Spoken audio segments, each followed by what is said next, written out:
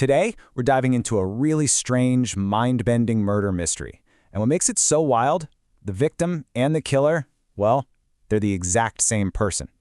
It's a deep, philosophical sci-fi story that's going to make us question what it even means to be human. And that question, it comes from the perpetrator themselves. It's the paradox at the very heart of this whole thing. I mean, it sounds completely impossible, right? A total contradiction. But in the world of UNEARTH, it is a very, very grim reality. All right, so let's set the stage for this impossible crime. You can forget your typical detective story. This is something else entirely. So picture this. We're on a world just baked into stillness by a sun that never moves. It's relentlessly, oppressively hot. An archaeological team is out here digging up the ruins of some dead civilization. And this is where our investigator, an operative named UNEARTH, shows up to find a body, brutally beaten, its head just shattered. So here's the initial puzzle for you. The victim is labeled Body B. The only other people on this entire planet are bodies A, C, and D. So obviously, they're the only suspects. But here's the twist, the part that just breaks your brain. A, B, C, and D, they're all just physical extensions of one single mind. So to even understand how this crime is possible, you've got to wrap your head around the core sci-fi idea that makes this whole world work. It's a concept called distributed consciousness. Okay, so imagine a single mind, just one eye that can operate 4 separate, identical clone bodies all at the same time. These bodies are basically just vehicles, right? Tools for the mind to interact with the physical world. They're all archaeologists, but they all share one singular consciousness. And this really shows you the fundamental split. You've got the mind, this collective we, which is abstract, just a unified field of thought. And then you have the bodies, A, B, C, and D. They're the physical vessels that actually have to deal with the planet, that feel the heat and dig in the dirt. And this is the world those bodies are forced to endure. A planet where the sun never, ever moves. There's no day, no night, no dawn, no dusk.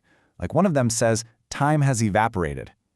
It's a place of just profound sensory deprivation, this sterile, unchanging landscape that starts to put this immense psychological pressure on that collective mind. So in this world that's been stripped of all change, all sensation, the unified mind, it starts to crack. And that crack begins with one particular part of the consciousness, the part that's experiencing the world through Body B. You see, Body B is the one who just can't adapt. He's always complaining about the heat. He starts seeing the sun move in these tiny little microdegrees, which is just an illusion his mind is creating out of sheer desperation. He's the part of the consciousness that's just breaking down in the sensory void. And so, what does B do? He retreats. He escapes that relentless sun and the baked, sterile surface by going down into an excavation shaft. He goes deeper and deeper, away from that abstract, unchanging light and into the tangible, physical darkness. Down in that shaft, B isn't just looking for artifacts anymore. He's finding reality. He's finding sensation, the cool air, the moist soil, the feeling of physical labor. It's what the other bodies call visceral. It's just a desperate search for something, anything, real, in a world that's become a total abstraction.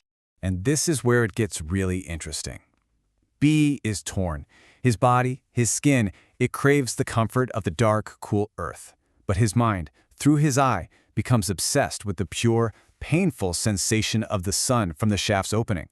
He's not just looking for comfort anymore. He's seeking any powerful sensation, even if it's a painful one. So you've got a mind that is starving, and one part of it is desperately chasing any physical feeling it can find. How does this spiral into a murder?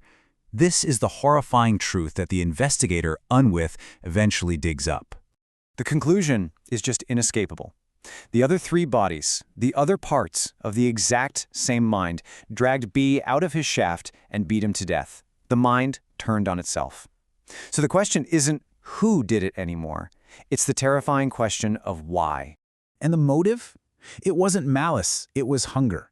The collective consciousness was so starved of sensation, so desperate to feel something, anything, that it orchestrated the murder of one of its own bodies. It did it to experience the struggle, the cracking of bone, the heat of blood, the ultimate visceral experience. And this is the final, chilling confession. As the last body, D, is dying, he reveals the truth to UNEARTH. The act wasn't just something they had to do, it was ecstatic. They laughed. They laughed as they felt the raw, brutal reality of the violence they were inflicting on themselves. A crime like this is completely unprecedented. I mean, there's no law for it.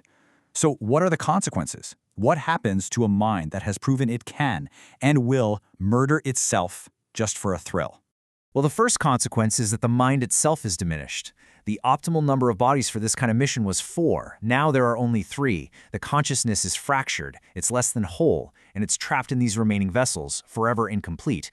The official verdict is damning. As Unwith puts it, if they were to pull this consciousness back into its original, single body, they would have a monster among us.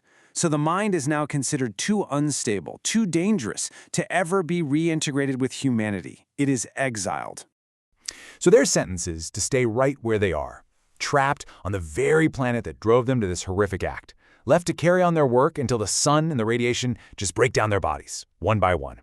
Their prison is the very landscape that created their crime.